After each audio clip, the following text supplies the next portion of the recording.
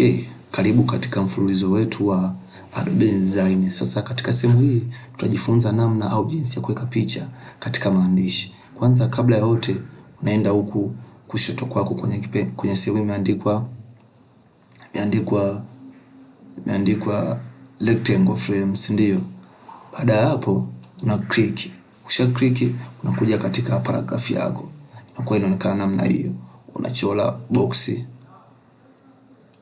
Baada ya kuichora sasa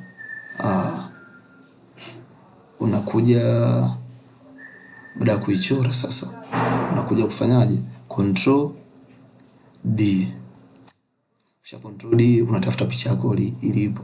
Baada ya kuitafuta picha, mfano picha yako ni hii hapa, una click. Kisha click unakuja una open.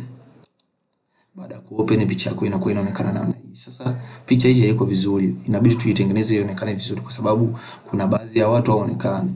Sasa namna kuitengeneza, tunakuja kwenye mouse yako kwenye right click huko, si ndio? Baada ya right click unakuja kwenye sehemu imeandikwa fitting. Una click. Fitting unakuja kwenye kipengele cha fill frame proportion, una click. Kisha click, baada hapo picha yako inakuwa inaonekana nini? Inaonekana vizuri. Na hapo ndipo mwisho wa hii Adobe yetu.